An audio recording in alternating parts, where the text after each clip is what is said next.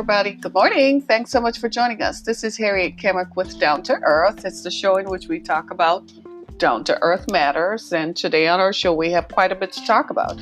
The first thing we're going to talk about is we have Kenneth Pearson of Warrior Women on a Mission. It's a project that helps to deal with survivors of human trafficking. So Kenneth is going to tell us what her project is all about. And immediately after that, we're going to talk about the Katie Hill debacle. What on earth is going on with Katie Hill? So stay tuned for that. So how is everybody doing? It's the 29th of October. And I had to check the calendar because I don't believe it either. October is a non-factor, right? Halloween is in 2 days. Anybody ready for Halloween? Haven't chosen my costume yet. I don't typically dress up for Halloween. I think it's fun. But trick-or-treating, candy. I think I got some candy. I think so. Or I'll head to the store today and fill up on candy, right? So I know everybody's going to post pictures of what they're going to do with Halloween.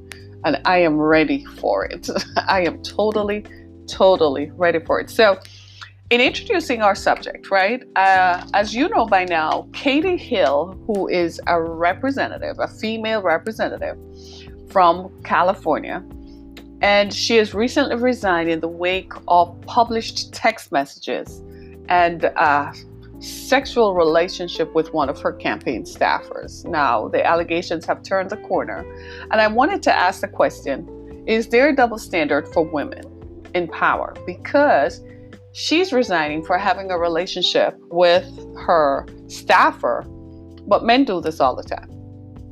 They don't resign. They're not asked to resign. So we're going to delve into that, the allegations surrounding it. No, we're not going to get into the salaciousness of it. I'm not going to publish photographs or so on, because at this point it has become a legal case, and anybody else who distributes the photographs are most likely going to be involved in that legal case, and certainly it won't be me. So please don't do that, right?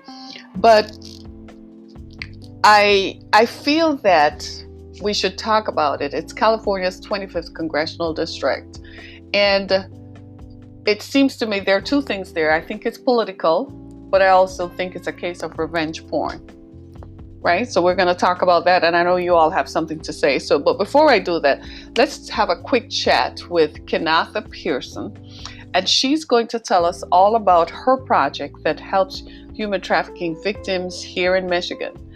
Thank you so much. And hello.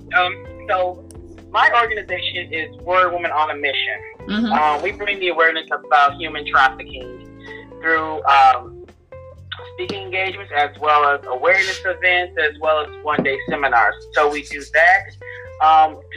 Tomorrow we actually are going to have a Facebook Live discussion. So definitely stay tuned to our Facebook page, Warrior Women on a Mission, because we're going to be discussing issues related to human trafficking. So that's what we're doing. Right. So tell us, what is human trafficking for those who perhaps have not lived on the planet in the last 5 years? But tell us, what is human trafficking? Human trafficking is known as modern day slavery. It is the recruitment, hiring, and transporting and obtaining or maintaining of a person through force, fraud, debt bondage, slavery, involuntary servitude. So basically, human trafficking is about those three tenets: force, fraud, or coercion. Yes. And so your organization is dedicated to creating awareness and providing information and so on to the public. Yeah, pretty much putting awareing the public as much as possible, and pretty much preventing, because I believe if we know more about it and more what to look for, we're more aware of our surroundings. Mm-hmm. When people are more aware of it, a lot of times people don't know what it is, so they just think, oh, it's talking about kidnapping. No, they're just talking about kidnapping, mm-hmm. or outside in the middle of the night, but it's also talking about, being forced to be doing something you don't want to do. Right. Forced to have sex with so many men. Right. Yeah. Absolutely. I'm glad you brought that out. It's force, fraud. It's force and fraud. Yeah. Yeah. And what has your experience been like in dealing with human trafficking? Do you think it's a problem, a major problem? I think it is. It's more of a problem than we think. We have to really watch it. I'm not trying to scare people, but we have to really watch our surroundings. I think even for us as adults, because there's organ trafficking, there's labor trafficking, so to me, nobody's exempt from it personally. Wow, interesting. I like that. We have to be aware, even as adults. What advice would you give to women today? Do you think that in light of the Me Too movement, that women are still vulnerable and should still watch out for those who they come in contact with? Yeah, I think so, because they use more tactics now through social media and still at malls and parties, because we have to watch all sources over there in that arena, because it just happens and things can happen even with this, like you said, the Me Too movement, which brings a good question into it. They still have to watch, because everybody's not going to respect Me Too movement. Before you know it, you can be in somebody's truck and you don't even know. So I always tell people, be aware of your surroundings, you drink, you're partying, who you with, just be aware, because people can pretend a certain thing and be involved in something else. Absolutely. That is something to think about. I mean, women still need to be aware of our surroundings. But what about young girls? There's an epidemic of missing young women in our Metro Detroit community. What do you think that could be? I was actually at a rally not long ago, about a month ago, that actually brought up that question, kind of pretty much. What it seems to me is always like a lack of watching our kids in the home, a lack of having, people having boyfriends in the home, and it's also a lack of, just being in a poor area, right.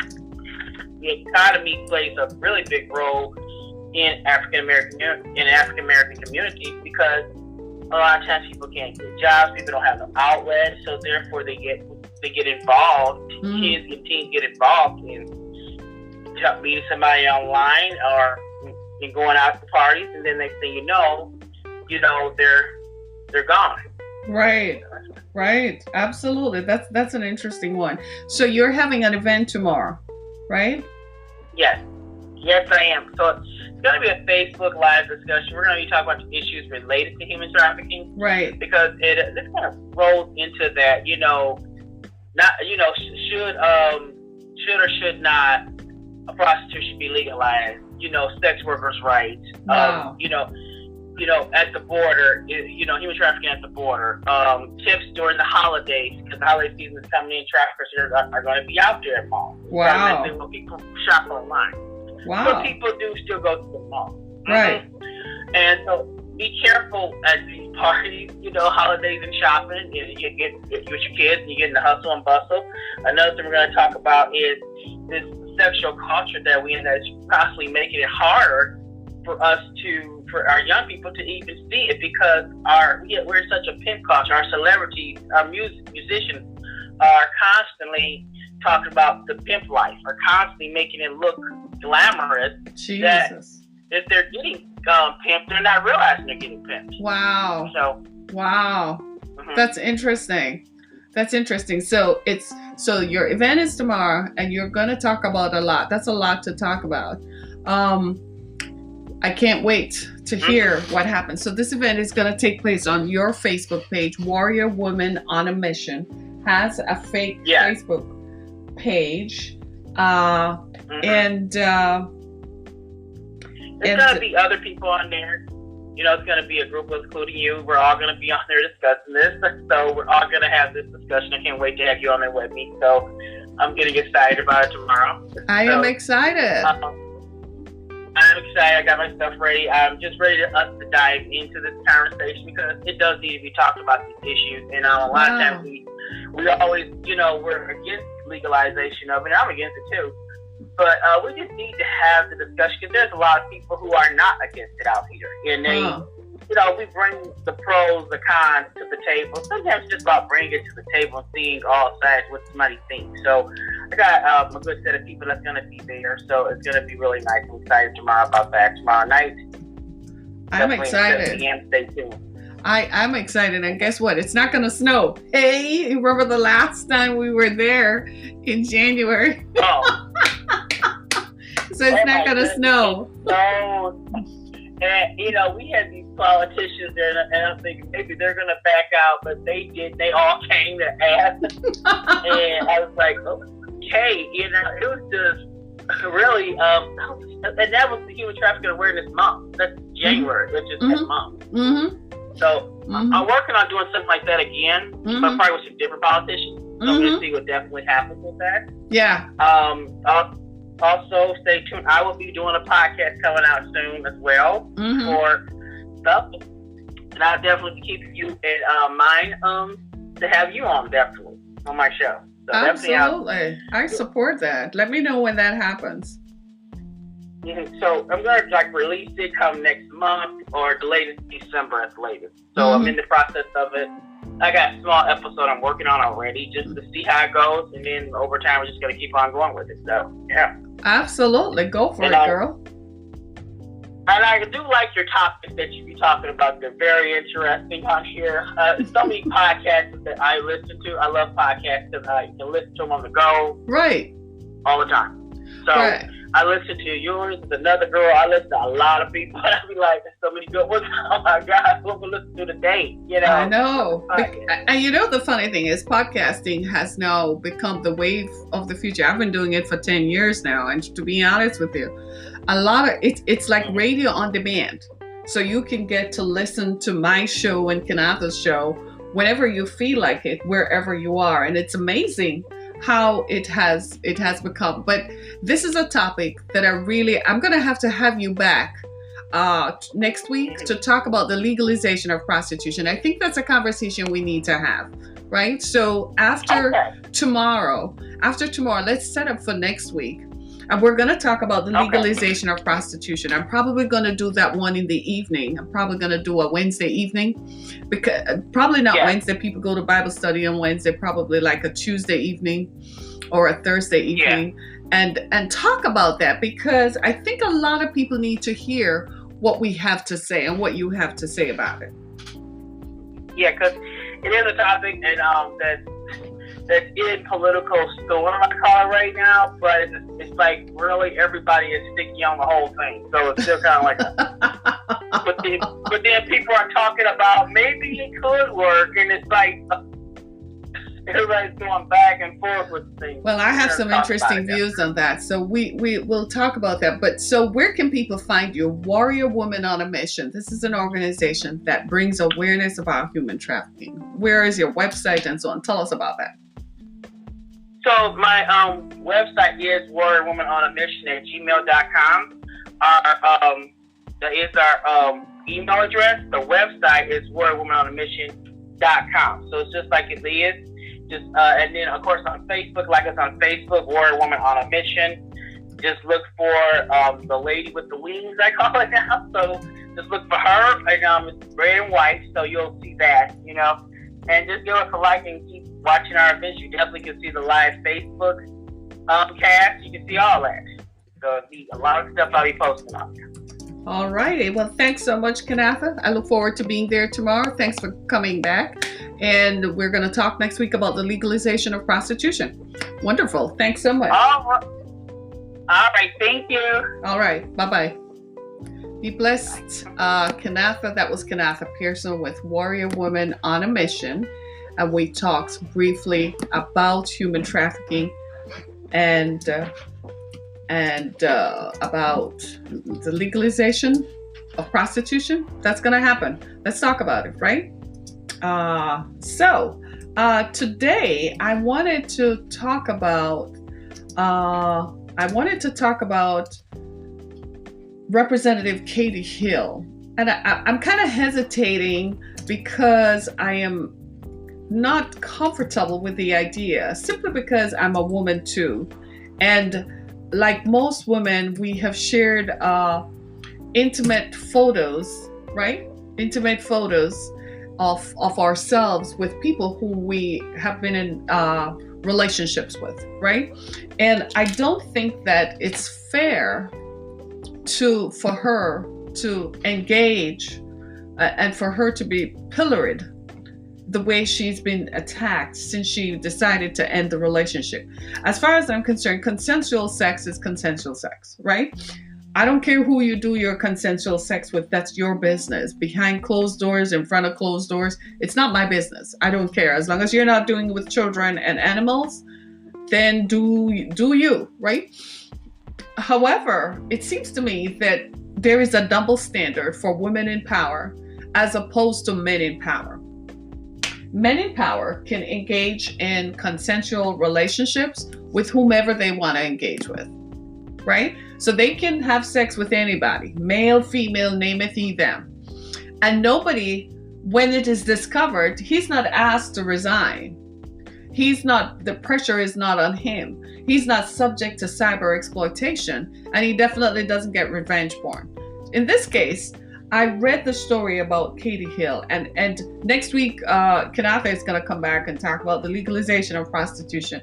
I didn't want to bring her into this conversation because she would have a lot to say, right? Because it talks about, was there some kind of exploitation that took place? Katie Hill and her husband are adults. They engaged in sex with another person whom they invited into their relationship. And that person eventually became a campaign staffer. And there's some political fallout because Katie Hill had ran against an incumbent Republican in a highly contested district in 2018. And the Republicans did not like the fact that maybe they lost the seat. You know what I mean? I don't think they enjoyed the fact they're paying for it. And what happens is, people take pictures when they're having sex. I guess they're high or whatever. I'd advise you not to. But I'd advise you not to have sex anytime there's a camera in the room. If there's going to be a camera in the room, I think you need to say, I don't want to engage with a camera. Right? So she was probably high, not aware of it. Her husband, however, kept tabs. And her husband published those photos of her. This was prior to her winning the election in 2018. This happened in 2017. Her husband published the photographs of her on websites called Would You, My Wife, or one of them, wifesharing.com. And it seems as if they were having fun. They brought this other young woman into their throuple. It's called a throuple because it's three of them. And everybody seems to be having a good time. So Katie Hill wins. She goes to Washington. And in May of this year, she ended the relationship between the young woman. She also ended her marriage. Her husband, people don't like that because now you're a public figure, right? So now people are like, wait just a minute, right? People are like, hey, wait just a minute. Hey, Raven, right? And now people want to be like, Raven, talk about this, right? People want to be like, are you serious? People are like, are you serious? So I wanted to bring in somebody else to this conversation. Her name is Alexandra McLennan, and she is an author and a women's rights advocate in her own right, and she's also a lawyer. She's she studied and graduated law school, and I wanted to have her come in and weigh in on this whole Katie Hill debacle. Is there a double standard for women in power? So we're going to welcome Alexandra to the Down to Earth podcast. Hello, Miss McLennan. Thank you. Hello, Alexandra. Good morning. Ask, as a women's rights advocate, I wanted to ask you, do you think that Katie Hill is the subject of political pressure? Do you think there's a double standard for women in power? I absolutely do think there is a double standard for women in power. And you find that it's an insidious standard that's really hard to spot and call out, but you see it in situations like this. Katie Hill, as we know, is resigning from her position in light of sexual misconduct allegations. But the thing is, there was a representative here from Michigan, Representative John Conyers, who recently passed away, may he rest in power, who, after a robust and illustrious political career, himself had to resign in light of sexual misconduct allegations. Now, he resigned shortly before he passed away, but that was only after he'd already experienced all the privileges that come with being a member of Congress. He'd served for decades. Right. He was one of the longest-serving African-American congressmen in United States history. He was a civil rights advocate prior to his run or prior to his tenure in politics. Katie Hill, by contrast, has just started out. She just defeated a Republican opponent to win her seat in California's 25th Congressional District. She hasn't even had the chance yet to have her turn at being an illustrious, decorated, well-respected member of Congress. And she has to resign. And when you look at the sexual misconduct allegations themselves, it's not so much sexual misconduct as much as it is she had a relationship with someone who was a member of her staff prior to that person becoming a member of her staff. So I absolutely think there is a double standard for women in power where you're held to higher moral standards that are virtually non-existent for men themselves. So this is a thing. So there is a double standard. Men are not held to the same standard, right? And somehow women are punished. It seems that women are punished. Yes. Wow. I'm kind of digesting this because I am thinking that after all this time, after all the inroads we've made, after the Me Too movement, after, the rights for women to vote, after all of this, we still are being held to a standard that we had nothing to do with. Correct.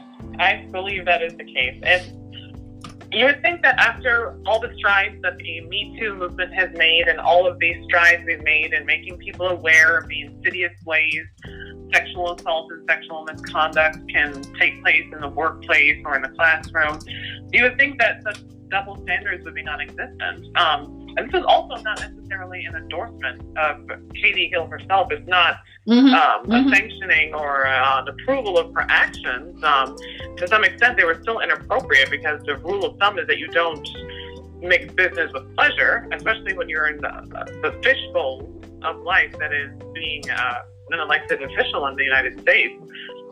But when you look at the amount of men in power who do the exact same thing and who we all know get away with it or are able to pay off people or are able to still have robust careers where they can live financially comfortable and still get appointments and still get tenure and still get respect and whose lives are not destroyed by these things, I mean, it's simply unfair. That's not to say if men are able to, sexually assault and impose power on vulnerable people, then women should be able to do it too.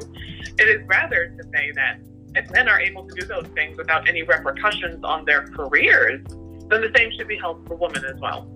So what you're saying is the standard should be equal, that if it happened for women, if women are being held to that standard, then men should be held to the same standard. Yes, absolutely. If Representative Katie Hill's political career as we know it is over before it's even had a chance to start, and she will be shunned and turned away and blacklisted by people in power, then the same thing should happen for men, especially when we have more hardcore evidence that men are committing far more vile acts of sexual assault than people like Katie Hill are committing, or rather sexual misconduct, I should say, that people like Katie Hill are committing. Absolutely. But let me ask you though, what I find troubling about it is not just the fact that she engaged in this open threesome relationship. I think there's some naivety there, because did she not realize that she could not have done this if she were seeking public office? That's true. There probably was some naivete on her part. And to address that too, when it comes to naivete on the part of someone who is being accused of certain kinds of misconduct. I mean, look at the kinds of excuses that we've given to President Trump in regards to the 22 different sexual allegations currently against him. What is society's collective response? Oh, well, he was young. Those women were easy. He didn't know any better. They were taking advantage of his position and his influence.